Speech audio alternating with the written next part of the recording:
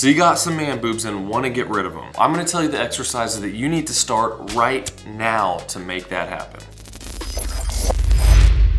There are 3 main things you're gonna need to start doing in order to get rid of those man boobs. But before we get to that, there are also a couple of things that you need to know about why you have them in the first place. So first off, the man boobs are simply excess fat on your body, and that is a result of eating too many calories over a long period of time. So keep in mind, you didn't get those man boobs overnight, so don't go into this thinking that they're just gonna go away overnight. It's something that's going to take time. And that leads us to step number 1, which is to begin eating in a daily calorie deficit, which is gonna result in your body beginning to burn that excess fat in your body as fuel. Your body uses the calories from food in order to burn for energy.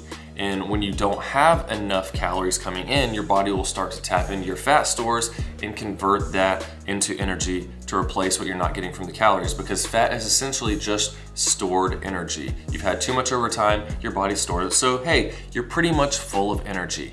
But as you start eating in that daily calorie deficit over time, your body's gonna slowly start using that fat for fuel, and you'll begin losing that fat and extra weight over time.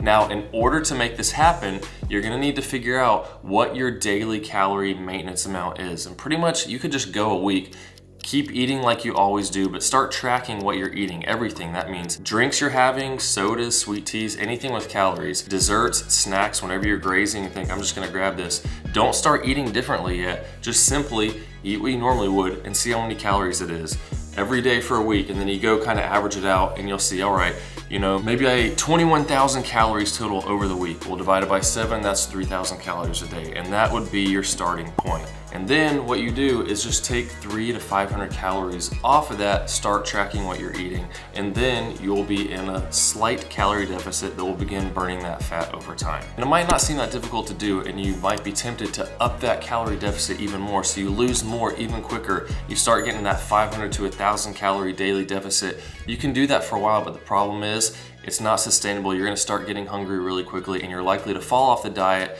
and then just give up on it, which is why most diets fail. But I do have a lot of videos on the channel that I'll link in the description that give you all kinds of fast food options with lower calorie meals. Most fast food places have not healthy options, but lower calorie options, and also a lot of meals that I make at home, different types of breakfast food, snacks, and things like that that are higher in protein, lower in calories, that'll help keep you full without eating a whole lot of calories. So be sure to check out those videos after this one. Now, the second step is to start doing some kind of cardio a few days a week at least, and this is gonna help you increase or just get into that daily calorie deficit, because you're gonna be burning more calories through that activity.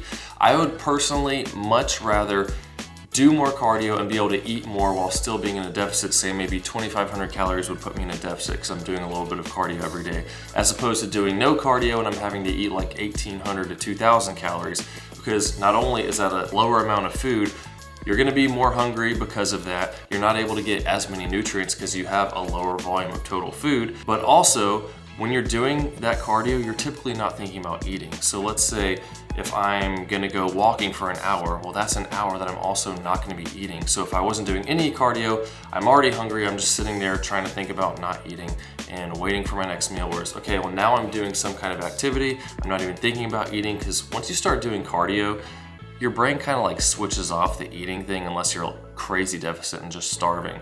But then you don't even really think about it. A lot of times I might not eat for another hour or two after that. So it helps kind of curb your appetite as well when you're in between meals. And that brings us to the other thing that you need to understand, and that is that you cannot spot reduce fat. So don't think you can go do a bunch of chest exercises and, I don't know, do a bunch of push-ups, some kind of like bike where you're doing your hands instead of your legs, and that's gonna make you lose fat in your chest quicker. You can't do that. You just can't spot reduce fat. Everyone's bodies packs on fat in different ways, different amounts, and you can't control that. But what you can do is be in a calorie deficit long enough to where your body just starts pulling the fat from all the places where you have it, and you gotta stay in that calorie deficit long enough until you lose it in the area that you want. And in this case, the man boobs. Now, cardio doesn't mean you have to start running or doing something difficult. It could be something as simple as walking.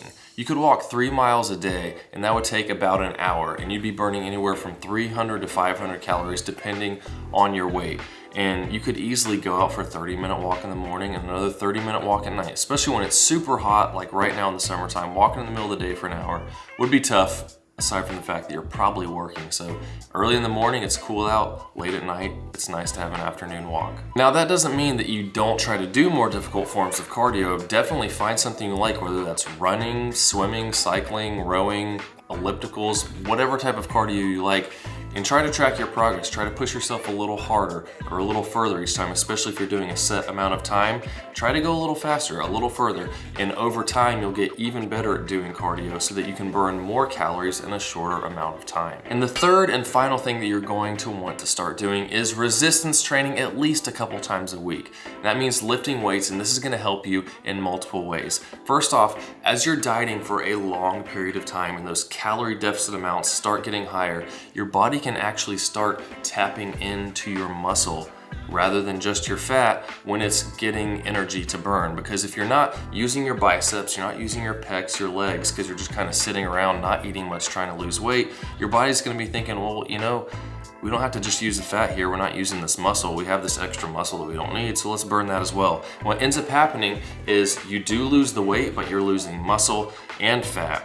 Now, typically you'll probably lose a higher ratio of fat, but let's say it was 50-50. Well, now your body weight is going to go down, but your body composition is pretty much going to look the same because your muscle to fat ratio isn't going to change much. You'll be at roughly the same body fat percentage. So when you start resistance training, lifting weights, you're sending signals to your body like, hey, I need these biceps because I just curled this heavy weight for a few sets, and I did this bench press or these squats, and it's going to be like, okay, well, let's keep pulling from the fat because these muscles are being used. We need to keep them. And not only that, you might also start to build muscle instead of possibly losing it from not training at all, especially if you haven't trained much up to this point. Secondly, with that resistance training, you're going to want to make sure you're putting some emphasis on those chest muscles to try to build them up. Now, once again, you cannot spot reduce fat on your chest, but as you build up your chest muscles, it's going to look larger. You're going to have a higher ratio of muscle in that area, and as you lose the fat, your chest will be more prominent and will look much better when the fat is gone.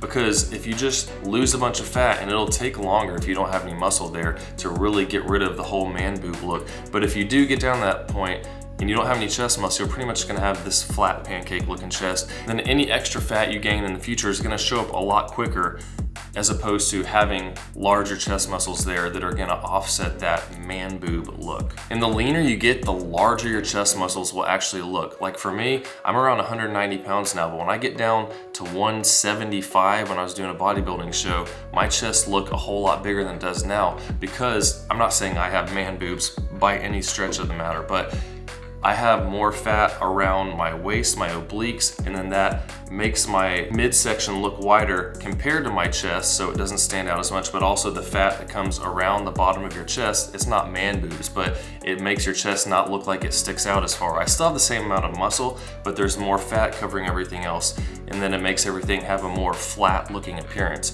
So then when you start to lose all that fat, well, now the waist is smaller, so then the chest looks bigger up top, and then you also lose fat around the chest, so it looks a whole lot more prominent. Again, I have the same amount of muscle in my chest at 190 pounds as when I cut down to 175, but you can see the muscles a whole lot better. So the leaner you get, the bigger your chest will look. And if you're wanting to build up your muscle in your body, I highly suggest you shoot for 1 gram of protein per pound of body weight per day in your diet. That might sound like a lot, but again, with all those videos I have, these options that I show you, can get a ton of protein, 40 to 50 grams in multiple meals. You could have all the protein you need and more in just 3 to 4 meals a day, depending on your weight. Now, you can get away with 0.8 grams per pound of body weight. I would say that's the minimum, 0.8 grams of protein per pound of body weight, but that 1 gram per pound is pretty easy to shoot for because you know your body weight, so then you know how much you want to get. Now, one caveat to that is if you're extremely overweight, like say you're 300 pounds, you're trying to lose a whole lot of fat, you don't necessarily need to get 300 grams of protein, because this is based off typically your lean body mass. So if you had 80 pounds of fat to lose, well, okay, now I'm gonna base it off 220 pounds, as if you lost the 80 pounds, now you have a lean mass that you're shooting for of around 220, so 220 grams of protein in that case versus 300. And those are the 3 things that you wanna start doing right now and keep doing for a long time. In order to get rid of those man boobs, begin eating in a daily calorie deficit around 300 to 500 calorie deficit while shooting for around 1 gram of protein per pound of body weight. Start doing some kind of cardio training a few times a week. It can be as simple as walking, and that's gonna help you increase or just get into that daily calorie deficit while not just completely crushing the amount of food you get, because it helps keep your metabolism higher if you're able to eat more food. So more cardio, you're gonna be able to eat more, keep your metabolism up, and be able to go in this daily calorie deficit longer. And finally, you want to start resistance training at least twice a week. As you get into it, you can start specializing more, get into 3 or 4 days a week. I have lots of different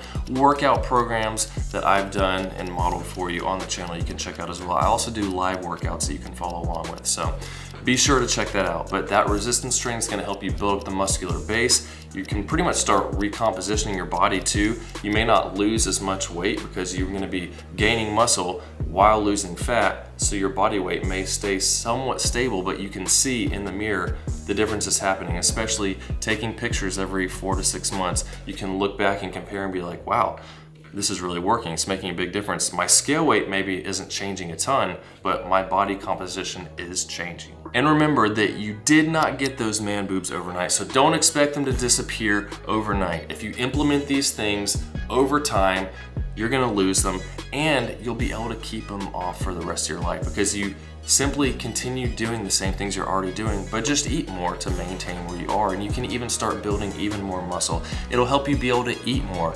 Like, I was 160 pounds about 4 years ago, and I was eating around 2,000 calories a day to maintain my weight. Now I am close to 190 pounds.